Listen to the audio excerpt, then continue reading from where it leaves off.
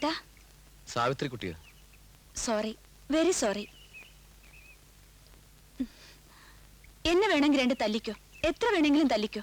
അത് കഴിഞ്ഞ് ഞാൻ പറയാം. Best of luck. പുതിയ മേച്ചിൽപ്പുറങ്ങളിൽ ഭാഗ്യം വരട്ടെ. ഉണ്ണേട്ടാ, ഇവിടെ ഇപ്പൊ ആരുമില്ല. ലോൺലി അറ്റ്മോസ്ഫിയറിൽ എന്റെ അടുത്ത് വരാൻ നിനക്ക് ഭയമില്ലേ? എന്തൊക്കെ ഉണ്ണേട്ടാ ഈ പറയുന്നേ? എയർപോർട്ടിൽ വരാൻ പറ്റാതിരുന്നതിനുള്ള കാരണം അമ്മയോടും അമ്മാവനോടും പറഞ്ഞാൽ മനസ്സിലാവില്ല. ഉണ്ണേട്ടിനും മനസ്സിലാവില്ലേ? ഞാനങ്ങോട്ട് വരാൻ തുടങ്ങുമ്പോ. വേണ്ട സാവിത്രിക്കുട്ടി, ഈ പരിഭവവും പിണക്കവും ലോജിക്കും ആസ്വദിക്കാനുള്ള പ്രായം എനിക്ക് കടന്നുപോയി. അതിനുള്ള മൂടുമില്ല. ഏകാന്തതയിൽ ഉണ്ണിയേട്ടനെ കാണുമ്പോൾ മാത്രം ഭയം. അലറിക്കരയുന്ന അച്ഛന്റെ ഫ്ലാഷ് ബാക്ക് വരും പോലും. FRCSും ലോകത്തിലെ ഏറ്റവും മികച്ചൊരു സൈക്കോളജി ഡിപ്ലോമയുമുള്ള ഞാനിതൊക്കെ വിശ്വസിക്കണം. നിന്റെ കൺമുമ്പിൽ വെച്ച് അച്ഛനെ വെട്ടിക്കൊന്നവനെ ഏകാന്തതയിൽ കാണാൻ പേടിയില്ലേ? അവനെ ലാളിക്കാം, മടിയിലിരുത്താം, താലോലിക്കാം. പഠിച്ചതും പഠിക്കാത്തതും പ്രയോഗിച്ച് മെഡിക്കൽ പ്രൊഫഷണൽ അത്ഭുതങ്ങൾ സൃഷ്ടിക്കാം. അപ്പോഴൊക്കെ നിന്റെ ഫ്ലാഷ് ബാക്ക് എവിടെ? ഇതൊരു തരം രോഗമാണ്. ഇത്തരം ഒരു രോഗിയെ എനിക്ക് എന്റെ ലൈഫിൽ അക്കോമഡേറ്റ് ചെയ്യാൻ വയ്യ. വേണ്ട. വില്ലൻ തഴുകിയാലേ ചിലർക്ക് ഓർഗാസം വരും. പെർവർട്ടഡ് നിഫോമേനിയ. നീ അതാ. വലിയ കുടുംബത്തിൽ പിറന്നതുകൊണ്ടോ വിദ്യാഭ്യാസം ഉള്ളതുകൊണ്ടോ ഇൻബോൺ ക്യാരക്ടർ ഇല്ലാതാക്കാൻ കഴിയില്ല. മൂടി വെക്കാൻ കഴിയും. ഇപ്പൊ മൂടി തുറന്നു. ഇത്തരക്കാരെ വിളിക്കാൻ നമ്മുടെ നാട്ടിൻപുറത്തൊക്കെ ഒരു വൃത്തികെട്ട പേരുണ്ട്, തേവിടിശി.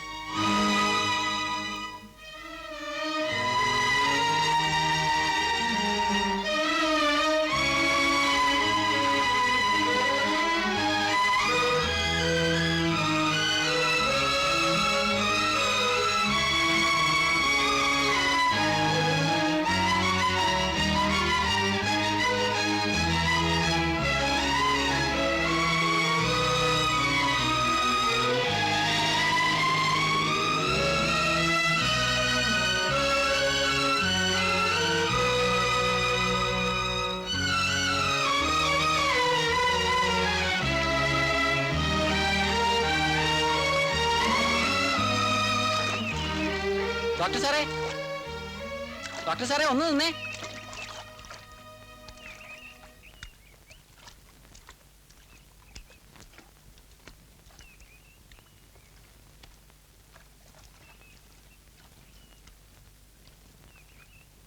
ഞങ്ങളുടെ അരവിന്ദൻ സാറിനെ രക്ഷിച്ചതിന് നന്ദി. മാപ്പ് ചോദിക്കുന്നില്ല. ഏതാപത്തി ചെന്ന് പെട്ടാലും കുഞ്ഞിനെ ദൈവം രക്ഷിക്കും.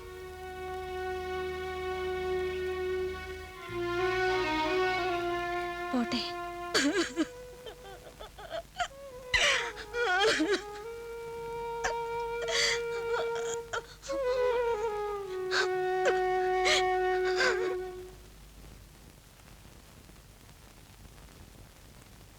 സാവിത്രിക്കുട്ടി,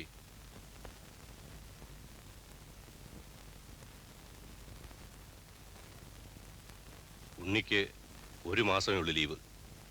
പോകുന്നതിന് മുമ്പ് അവന്റെ വിവാഹം നടക്കും.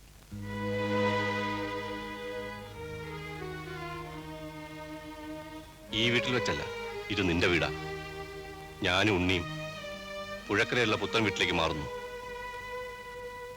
ഇത് ദുർമരണം നടന്ന വീടാ. ഇവിടെ മംഗളകർമ്മങ്ങൾ പാടില്ലാന്നുണ്ടാവും.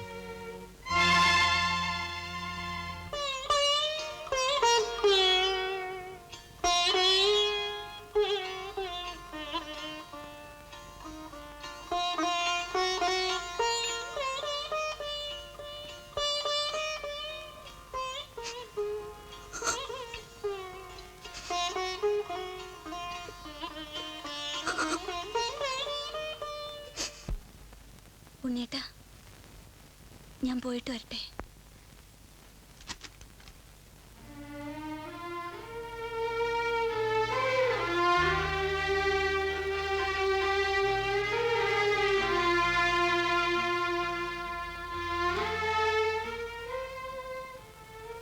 സൈക്കോളജിക്കൽ അനാലിസിസ് ഒക്കെ തെറ്റിയെന്ന് തോന്നിയാൽ എന്നെ വിളിക്കണം. ഞാൻ പ്രതീക്ഷിക്കും, കാത്തിരിക്കും. അതിന്റെ ആവശ്യമില്ല.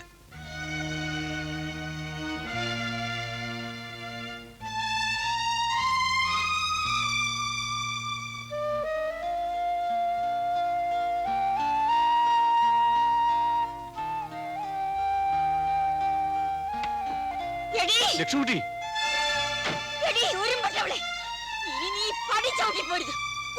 ലക്ഷ്മിക്കുട്ടി എന്താ ഇത്?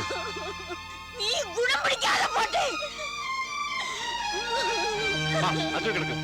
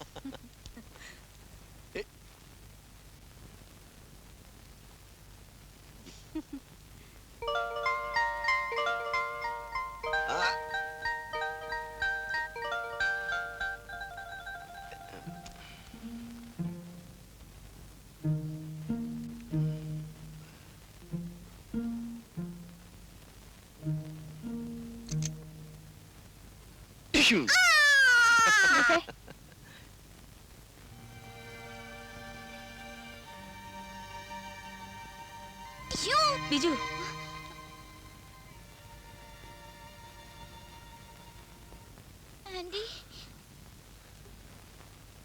ബിജു റൂമിലേക്ക് പോയിക്കോളൂ.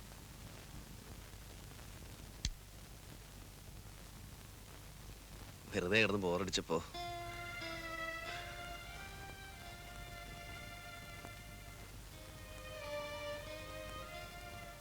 വരൂ.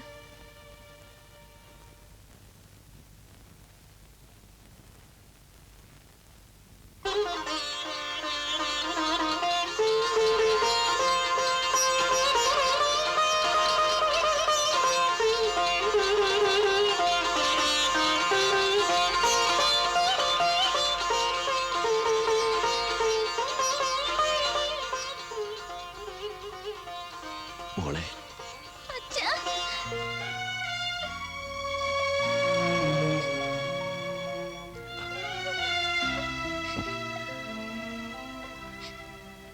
അമ്മ അങ്ങോട്ട് ചെല്ലും. ട്രീസേ വാ.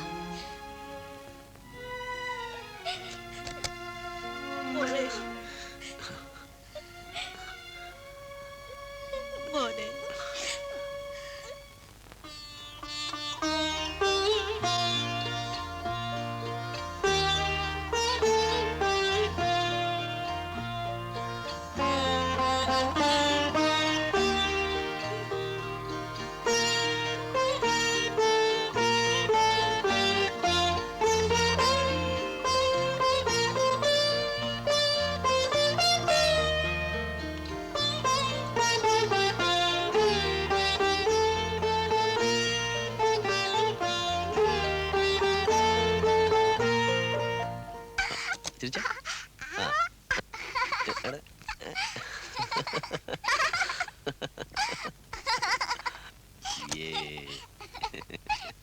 എന്താ അച്ഛനും മോളും കൂടെ ചിരി? മോൾക്ക് വിശക്കുന്നുണ്ടോ? വാ മോളെ, കൈ മുഖം കഴുകിച്ചു മതി.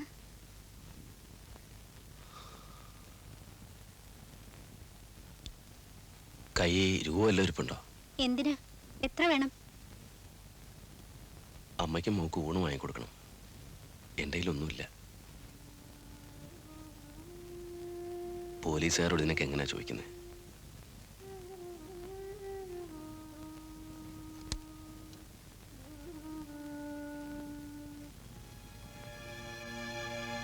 നാണിയമ്മേ, ഡോക്ടർ റൂമിലുണ്ട്. ഇത് അരവിന്ദനാ. സാവിത്രി കുഞ്ഞ് പറഞ്ഞിട്ടാ. എല്ലാവർക്കും ഉണ്ട്, ട്രീസയ്ക്കും ഉണ്ട്. ഡോക്ടർ ഊണ് കഴിച്ചോ? ഇല്ല, വീട്ടിൽ വന്ന് കഴിച്ചോളാന്ന് പറഞ്ഞു. ഞാൻ അങ്ങോട്ട് ചെല്ലട്ടെ.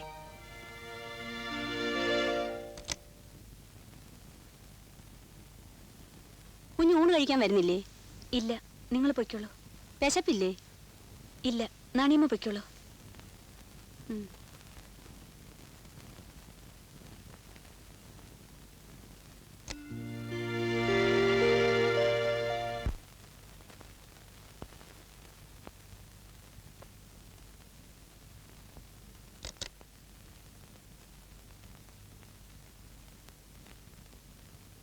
ഊണ് നന്നായിരുന്നോ? ആ സാവിത്രി എനിക്ക് വേണ്ടി ഒരുപാട് ബുദ്ധിമുട്ടുന്നു. ഇപ്പൊ ഇവർക്ക് വേണ്ടി ഞാനിതിനൊക്കെ എന്താ ഒരു പ്രത്യുപകാരം ചെയ്യാ? ഞാനല്പം പാർട്ടി വിരുദ്ധം പറയട്ടെ, ഒരു മൂരാച്ച ചിന്ത. മരിച്ച് പുനർജന്മം കിട്ടുന്നവരെ ആത്മാവ് ഇവിടേക്ക് എങ്ങനെ അലയും? ഒരുപാട് ശക്തികളും കാണും. പിന്നെ എൻ്റെ ആത്മാവിന് ആർക്കെന്ത് സൗഭാഗ്യങ്ങളും നൽകാം. സാവിത്രിക്ക് എന്താ വേണ്ടത്? പ്രമോഷൻ, ഒരുപാട് കൈപുണ്യം. ആ ഉണ്ണി വന്നല്ലോ, അപ്പോ ഒരുപാട് കുട്ടികൾ, ദീർഘസുമംഗലി യോഗം. ട്രീസയ്ക്ക് എന്താ വേണ്ടത്? നിനക്ക് നല്ലൊരു പയ്യൻ, അത് ഞാൻ കണ്ടുവച്ചിട്ടുണ്ട്. അരവിന്ദേട്ടാ, അമ്മയ്ക്കൊരു കൊച്ചു വീട്, ഓടിട്ടത്, മോനെ പട്ടിണി ഇല്ലാതെ കഴിയാനുള്ള സൗകര്യങ്ങൾ. മോനെ കുഞ്ഞലക്ഷ്മിക്ക് എന്താണ് ഈ വേണ്ടത്? എന്റെ മോക്ക് എന്താ വേണ്ടത്? അങ്ങ് ചെല്ലുമ്പോ അച്ഛന്റെ മോക്ക്, അച്ഛന്റെ പൊന്നുമോക്ക് എന്ത് കൊണ്ടുവരണം? മോനെ മോനെ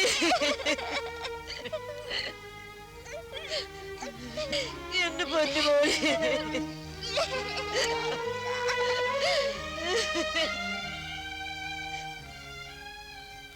അമ്മേ, എനിക്ക് തൃപ്തിയായി കുഞ്ഞെ, സന്തോഷായി. നല്ല ജീവനോടെ ഞങ്ങൾക്ക് അവനെ ഒന്ന് കാണാൻ കഴിഞ്ഞല്ലോ. ചെയ്ത തെറ്റിനൊക്കെ അവൻ ശിക്ഷ അനുഭവിച്ചു. ഒരുപാട് വേദന തിന്നത് എന്റെ മോൻ. ഇനി അവര് കൊല്ലാൻ കൊണ്ടുപോകുമ്പോ എന്റെ മോള് എന്തെങ്കിലും മരുന്ന് കൊടുത്ത് വേദനയില്ലാതെ അവനെ കൊല്ലണം. കൊല്ലാൻ വേണ്ടി മോൾ അവനെ വിട്ടുകൊടുക്കരുത്.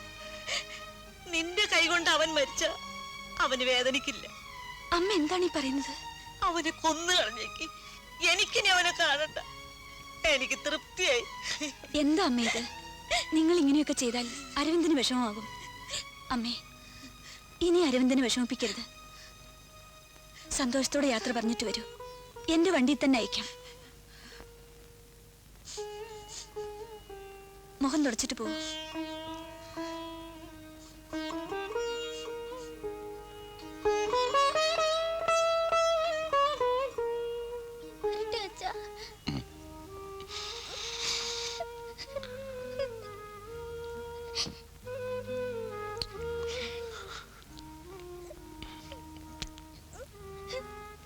പോട്ടെ മോനെ.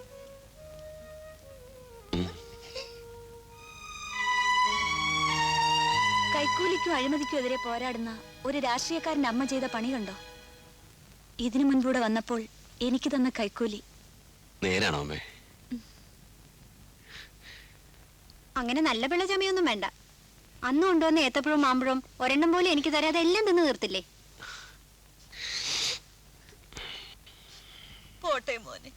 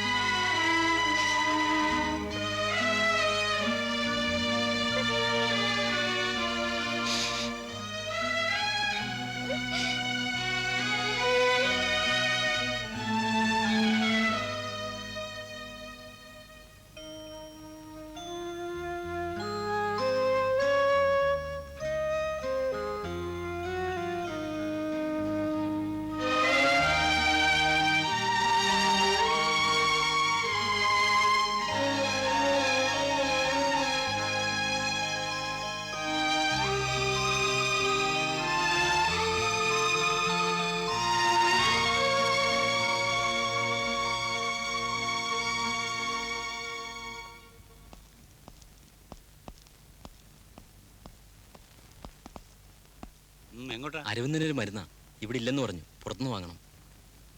താൻ വാർഡിലേക്ക് വെക്കോ. സാർ. വേണു, 5-ാം വാർഡിലെ ജെയിംസിന്റെ പ്രഷർ ഒന്ന് ചെക്ക് ചെയ്തേക്കും. ഡോക്ടർ, ഇതൊരു ടോണിക് അല്ലേ? അതെ, ബി കോംപ്ലക്സാ, ഇവിടെ ഇല്ല.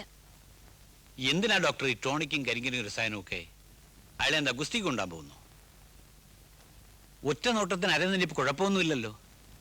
എന്നിട്ടും അയാളെ ഡിസ്ചാർജ് ചെയ്യാൻ നിങ്ങൾക്ക് എന്താ ഇത്ര ബുദ്ധിമുട്ട്? എങ്ങനെയെങ്കിലും അയാളെ കൊലമരം വരെ ഒന്ന് എത്തിച്ചാൽ എനിക്ക് ശ്വാസം നേരെ വീഴും. അത് നിങ്ങളുടെ കാര്യം. അയാൾ എന്റെ പേഷ്യന്റ് ആണ്. എനിക്ക് ഓക്കെ എന്ന് തോന്നാതെ ഞാൻ റിലീസ് ചെയ്യില്ല. ഡോക്ടർക്ക് മനസ്സിലാകില്ല എന്റെ ടെൻഷൻ.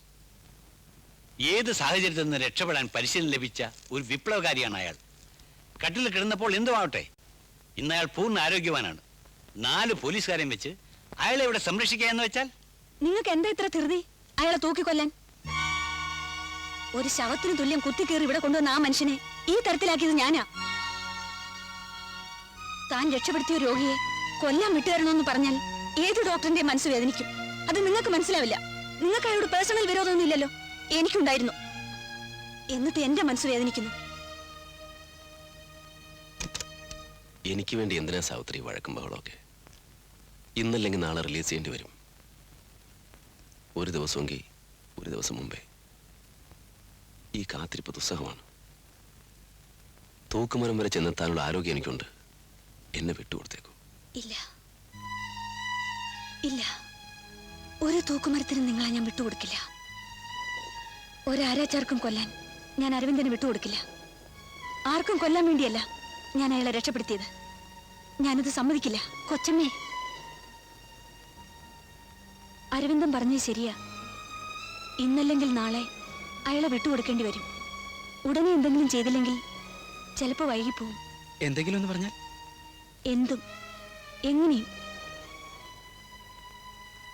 ഞാൻ ഒറ്റയ്ക്ക് വിചാരിച്ചാൽ ഒന്നും ചെയ്യാനാവില്ല. നിങ്ങൾ രണ്ടുപേരും എൻ്റെ കൂടെ ഉണ്ടാവണം. എന്തിനും. രക്ഷപ്പെടാനോ? എങ്ങനെ? അല്ലെങ്കിൽ തന്നെ എന്തിന്? എനിക്കിനി അങ്ങനെയുള്ള ആഗ്രഹങ്ങളൊന്നുമില്ല പ്രകാശ്. എൻ്റെ അമ്മയെ കണ്ടു, മോള് കുഞ്ഞലക്ഷ്മിയെ കണ്ടു. പിന്നെ പ്രസ്ഥാനത്തിന് എന്നെ വേണ്ട, ജനങ്ങൾക്ക് പ്രസ്ഥാനത്തെയും വേണ്ട, നേതാക്കന്മാർക്കും വേണ്ട. എനിക്ക് പിന്നെ എവിടെയാ ഒരു പ്രസക്തി? ജീവിക്കണം, പക്ഷേ അതിനുവേണ്ടി ഇനിയും ഒരു സമരം കൂടി ചെയ്യാനുള്ള മനക്കരുത്ത് എനിക്കില്ല, ധൈര്യമില്ല. മതി മതി.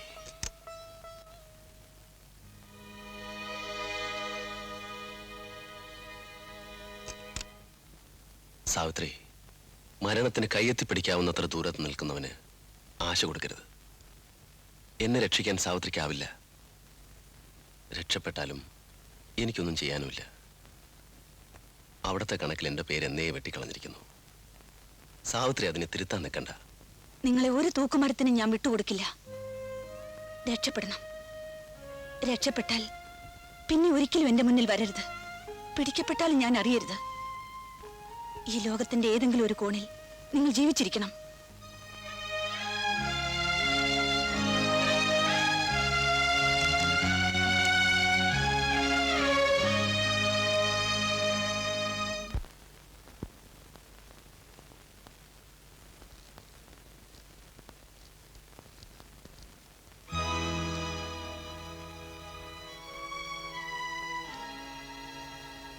ഡോക്ടർ,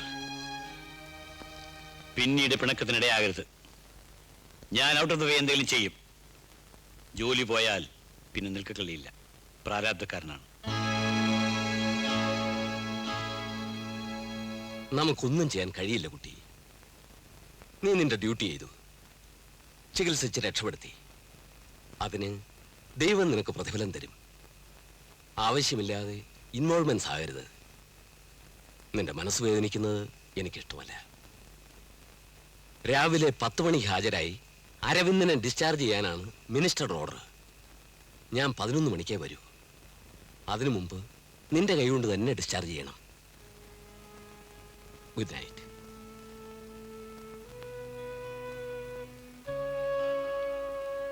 അമ്മേ,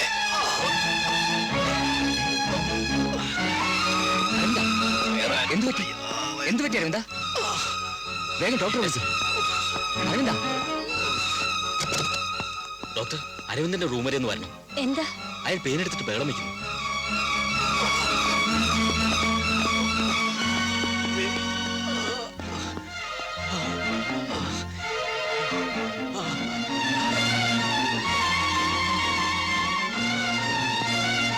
പോയി കമ്മീഷണർക്ക് ഫോൺ ചെയ്തിട്ട് വരാം. ശരി.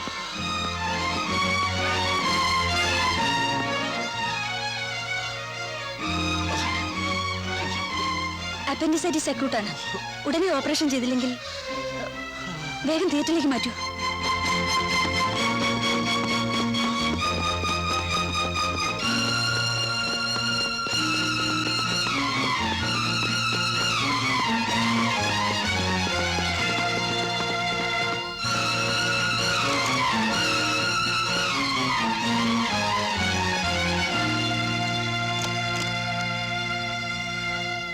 അരവിന്ദ, ആ ഡോർ വഴി രക്ഷപ്പെട്ടോളൂ. സാവിത്രി, ഒന്നും പറയണ്ട. ആ പോലീസ് കമ്മീഷണർ എത്തുന്നതിന് മുമ്പ് രക്ഷപ്പെട്ടോളൂ പ്ലീസ്.